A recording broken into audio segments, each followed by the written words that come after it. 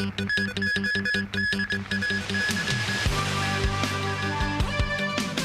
city's recycling rates have gone up in recent months.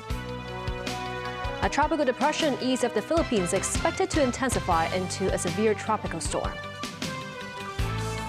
And Israeli troops recover the bodies of 6 more hostages from a Hamas tunnel in Gaza.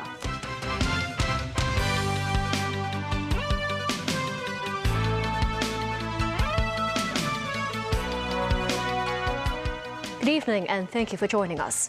The citywide municipal solid waste charging scheme has been put on hold after the trial run solved various problems.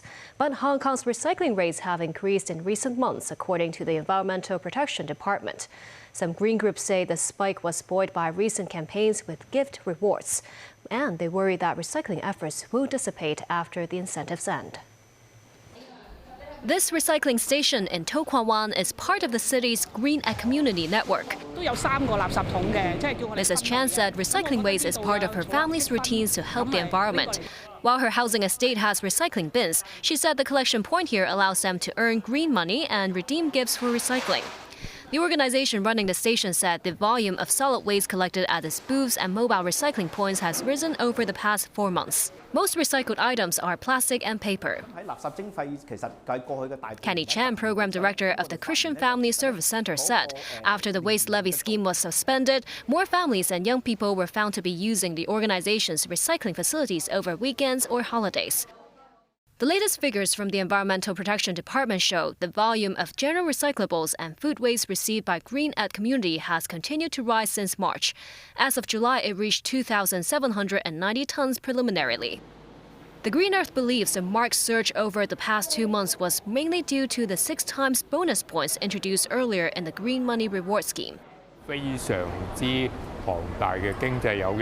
Edwin Lau, founder and executive director of the Green Earth, is worried that when the campaign ends, citizens have fewer incentives to recycle.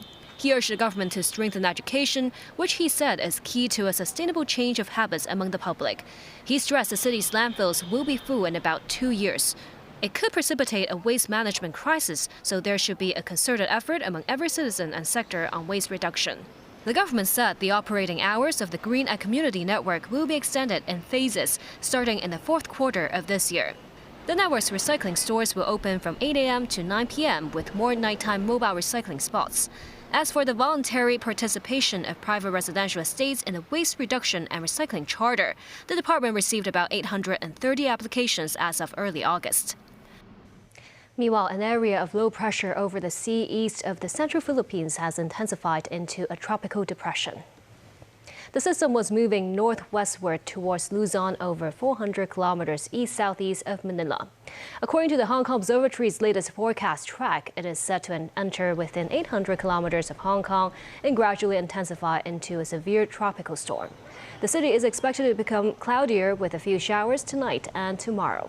Over the coming week, there will be more unsettled weather with strong winds and swells. The Israel Defense Forces say it has recovered the bodies of 6 hostages from a Hamas tunnel in Rafah, southern Gaza. The discovery comes days after Israel rescued a hostage close to where the bodies were found. U.S. President Joe Biden said Hamas would pay for their crimes. However, he said he was hopeful that a ceasefire to the 11-month-old Gaza war is close amid talks in Cairo. Nasir Karim with more. Hirsch Goldberg Polin was among the better-known hostages in the U.S. after his parents spoke to Americans at the recent Democratic National Convention. The 23-year-old, born in California, was captured on October 7th at the music festival. He was one of 6 bodies recovered from a tunnel in Rafah in southern Gaza. The others were Ori Danino, 25, Alexander Lobanov, 33, Almog Sarusi, 27, Carmel Gut, 40, and Verdun Yerushalmi, 24. The Israel Defense Forces say the 6 were killed by Hamas hours before its troops entered the tunnel in Rafah. Their bodies were found about a kilometer away from where troops rescued another hostage, Qaid Farhan al-Qadi, earlier in the week. Meanwhile, relatives and supporters of around 100 hostages still held in Gaza staged their weekly rally in Tel Aviv. They called on Prime Minister Benjamin Netanyahu to agree a deal with Hamas to release the remaining captives. Negotiations with mediators, the US, Egypt and Qatar, have been continuing in Cairo. U.S. President Joe Biden, at home in Delaware, said he was outraged by the hostage deaths, but hopeful a ceasefire deal to the 11-month war can be reached soon. We should end this war. I think we're on the verge of having an agreement. It's just time to end it. It's time to finish it.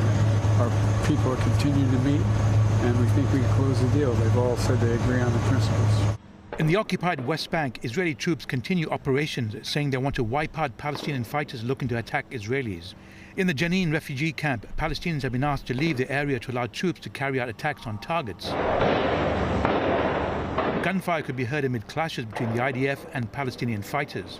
In Hebron, soldiers carried out search operations after an attempted car bombing near an Israeli settlement. And residents returned to the West Bank district of Nur Shams, finding it in near ruins after Israeli soldiers withdrew from the area. Nazvi Karim, TVB News. United Nations agencies and Palestinian health authorities today began a large-scale campaign of vaccinations against polio in the Gaza Strip. The agencies are taking advantage of humanitarian pauses in fighting between Israel and Hamas to vaccinate hundreds of thousands of children. Nasir Karim has more.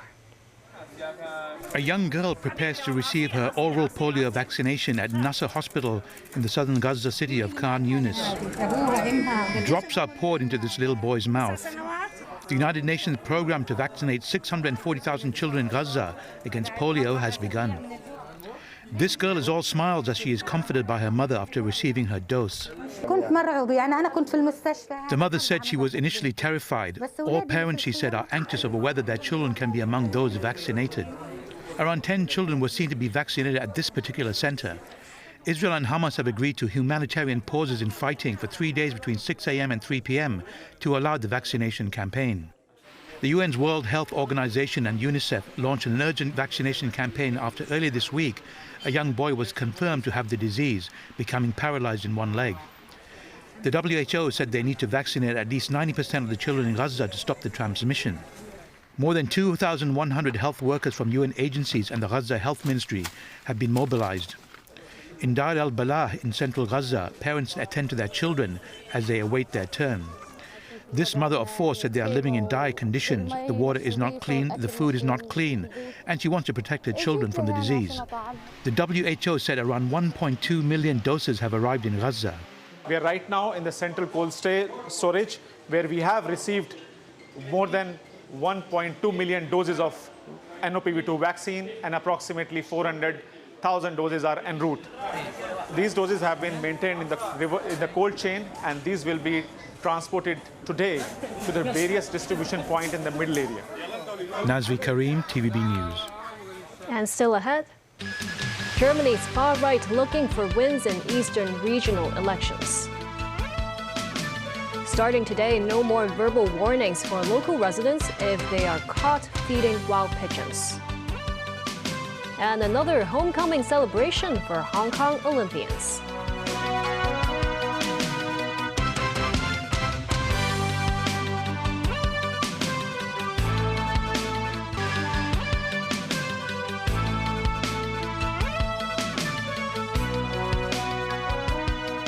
Welcome back.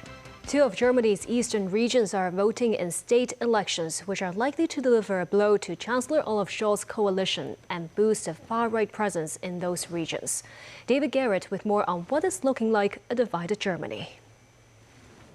The polls open to a trickle of voters, with the far right, AfD or Alternative for Germany, expected to do well and possibly win here in Saxony or in neighbouring Thuringia. State Governor Michael Kretschmer of the Conservative CDU was among the early birds. He called this vote the most important in a generation. His centre-right party has been running level in opinion polls with AfD in Saxony.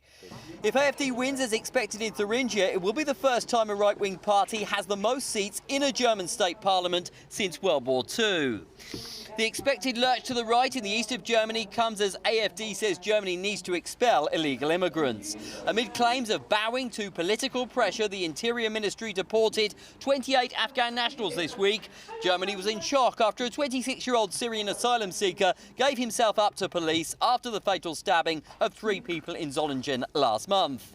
Chancellor Olaf Scholz's SDP and partners will likely take a drubbing a year before federal elections. Not all of those voting against Scholz are for the far right. These marchers would be unlikely to back the ruling coalition because of weapons support for Ukraine. These people worry German policies are antagonising Russia and souring relations.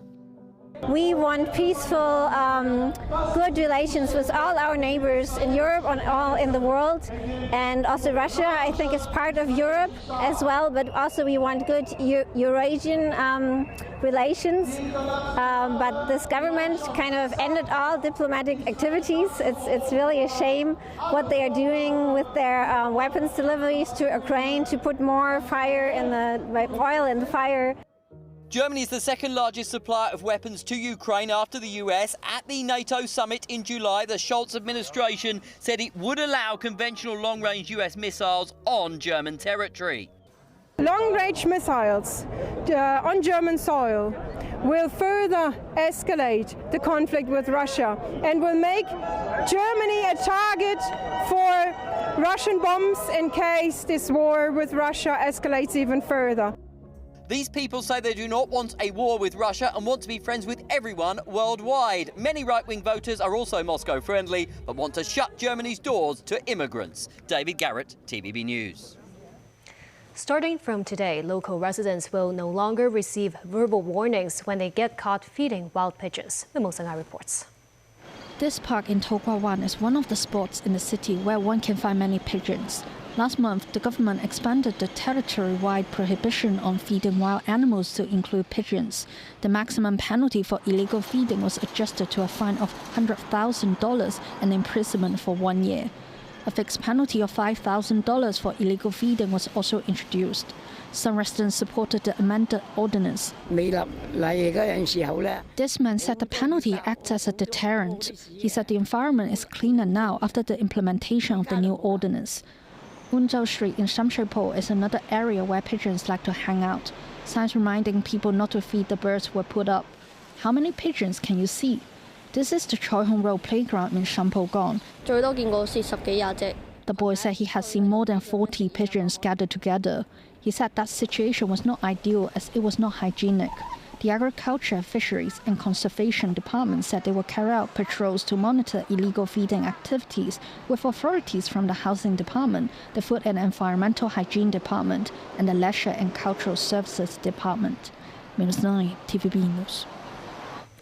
Ahead of the first day of the new school year, Secretary for Education Christine Choi said 3 to 4 primary and secondary schools are expected to close in the coming 5 years. That's because of the continued decline in student numbers. And for the first time, the education chief also opened up about her eldest son's suicide 7 years ago. Secretary for Education Christine Choi will visit a secondary school in Tu Mun on Monday for the first day of the new school year. Speaking in a radio program, Choi said the local student population continues to shrink, with the city recording around 30,000 births annually over the past 2 years. Currently, 85% of Hong Kong schools have adopted small class teaching. 9 more schools will join the league next year. Choi said the government will not take the initiative to close down schools. 3 to 4 primary and secondary schools are expected to shutter over the coming 5 years. She also weighed in on recent controversies arising from the Education Bureau's sex ed material for citizenship, economics, and society. The material encouraged couples to fill out a letter of commitment for intimate boundaries and stated how they can control sexual urges. Choi said it was only a suggestion, not a policy. On whether the teaching materials are outdated, she said the curriculum is for students around 12 to 14 years old. Choi said these youngsters have to be instilled a right idea of sexuality, and they also have to be taught how to protect themselves and respect others. She questioned whether we should follow some other countries in handing out condoms. In the new school year, the Education Bureau will roll out a mental health charter for students. She said authorities have an emergency mechanism to help students in need. Sharing her experience following the tragic death of her eldest son by suicide 7 years ago, Choi said the loss of someone you love dearly has left a big hole in your heart. She said religion and reading, as well as her family and friends, have helped her cope with her son's death. Chief Executive John Lee said construction work for multiple facilities at the Kai-Tak Sports Park have been completed. He said a grand opening ceremony will be held in the first quarter of next year, featuring local sports stars and performers. The city's leader said upon completion, the Kai-Tak Sports Park will become a new landmark for large-scale sports and leisure entertainment events. The main stadium is 8 stories high. It can accommodate almost 60,000 spectators. Construction work is also being wrapped up on the youth sports ground and the indoor sports center. They can accommodate 5,000 and 10,000 spectators, respectively. The CE said most facilities are undergoing interior decoration and landscaping work. Lee said that he urged relevant task forces to ensure the park's timely opening. A homecoming celebration for Hong Kong Olympians was held at Disneyland Resort today. Muษิ新聞 reports. To celebrate the achievements of Hong Kong's Paris Olympians, Hong Kong Disneyland hosted a homecoming ceremony. Badminton duo Deng Zhimen and Jie Yingshi, artistic gymnast Dong Shak, and rower Jiu Hingzhen were among the athletes who graced the occasion. Sports Commissioner in the Culture, Sports and Tourism Bureau Sam Wong said he believes local athletes will continue to shine on the world stage. While Wong praised the efforts and results of the team at the Olympics, he called residents to rally behind athletes taking part in the ongoing Paralympics in Paris. In the afternoon, a parade was held at the theme park. Despite the scorching hot weather, many residents gathered to catch a glimpse of the local stars. For the parade, the 13 athletes were divided into groups. They waved and smiled at the public. Many in the crowd took the opportunity to capture the special moment on their cameras. Speaking to the press, 3-time Olympian Dong Shak said he has yet to decide on his next venture. In this stage, I having a long rest until I will see the doctor coming few days, and then we'll have to decide the final decision. Rower Jiu Hingzhen, meanwhile, interacted with children who had completed sports training workshops at the Disney All-Star Sports Legacy Academy. The athlete hopes children who join the program can understand the Olympic values and increase their knowledge of sports. Muษิ新聞 TVB News. And that's the news. Thank you for watching.